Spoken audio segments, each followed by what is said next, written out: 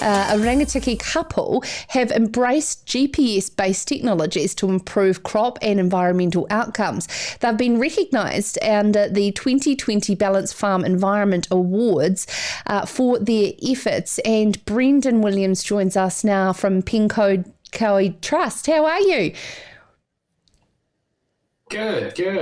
Brendon, can you just set a bit of a scene for our listeners and viewers around the operation that you are running in the Rangitikei? Okay, so we're reasonably small. There's 178 hectares in total, and it's sort of mixed cropping and finishing. So finishing cattle and lambs, and then integrated some cropping. So maize, peas, wheat. That's sort of the main crops into our pasture rotation. Now, the reason we're talking to you is that you found a 50% drop in fuel consumption. This is huge, and the way to dramatically boost accuracy by utilising GPS technology. Can you talk us through the cultivation technique of planting maize in these strips and how that led to such dramatic fuel consumption drop? Yeah, sure. So what it was maize is our first crop after our pasture component of our rotation. So after about 3 to 4 years of permanent pasture, we then looked to cultivate into maize as our first crop. We were conventionally working it, so it would be ploughed, levelled, power harrowed, and then sown. And I guess having GPS technology in the tractor allowed us to look at how we could do that in a sort of smarter and quicker way. So it sort of led us to go down the path of the strip till, which is where we use the self-steer and the GPS to drive straight. And instead of cultivating the entire paddock, we're just cultivating strips that are about 150 to 200 mils wide. And then we just go back and plant in those strips. Because the overlap, isn't it, on all those turns from the runs is, in terms of in trying to drill this without GPS, I mean, it's very much a hit and miss game. I'd love to know, have you ever done some calculations on the yield difference from this type of technique? Yeah, we haven't done the calculations, and we never sort of set out to increase our yields. We set out and we thought, well, if we can get away with, like the strip till and the maize, there's such a saving, in time, cultivation costs and all that sort of thing. So it was more on the inputs that we as farmers can control. So we thought, well, yeah, we'll make the savings there. And if further down the track we can get it to the stage where our inputs are lower and we can get an increase in yield, then that'll be a benefit. But at this stage, it's mainly around cutting those inputs down. Yeah, a great win-win. And I know that you're extremely focused on soils, and one of the reasons why you purchased this particular property.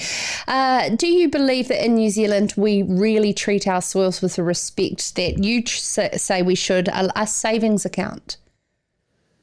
I guess in some cases we probably do. In other cases, yeah, we can. I guess, yeah, I'm lucky enough to be the third generation, and yeah, the previous two generations always sort of enjoyed a cropping component, and yeah, I've sort of found that's where my passion is, so I've probably pushed it a bit further. But yeah, I guess we've always understood that you've got to look after that soil to get a return from it. And I mean, it's noted here that you split paddocks into zones based on soil types and slopes, and even adjusting planting and fertilizer rates to match those soil types. I mean, that's quite a lot of extra management, but is it worth it? I think so, and it's one of those things, it'll come over time. So what we've done is we've always looked at, the whole paddock, done a soil test, which is sort of best practice to match your inputs to the crop you want to grow.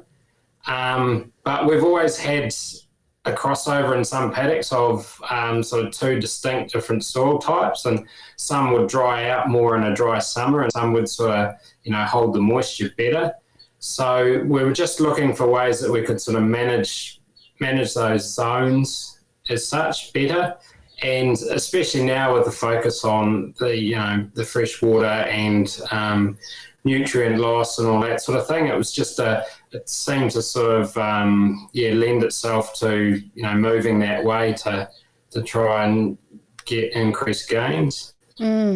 Congratulations on the 2 environmental awards that you've taken out, Ballance Agri-Nutrient Soil Management Award and the Massey University Innovation Award. A bit of an interesting year with COVID, to not be able to be in that room to celebrate with everybody. But what has been one of the biggest learnings from being a part of the awards that you've found? Thanks for that. Look, I think the learnings from the awards is, and I've said to a lot of people, it's something it's a good benchmark. So it's something everybody, should strive to do, because, we as farmers, we tend to concentrate on doing our own job and we think we're doing a good job. But it's not until you bring in sort of outside experts to have a look and say, hey, this is what we're doing. How does it compare? How are we, against the rest of the industry? That you get a real picture of whether you're making some gains. Fantastic. What would your advice be with regards to those who want to embrace technology, but the things is the tried and true has worked so long for them that the time of learning it is a bit of a barrier? You you start small and work out what it is that you want to do.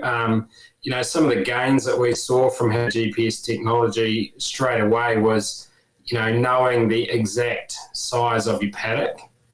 And we've done work for other farmers and they've told us it's, the paddock's 8.5 hectares, and you do your outside round and you find that actually it's 7.8, or, there's been some quite big variations.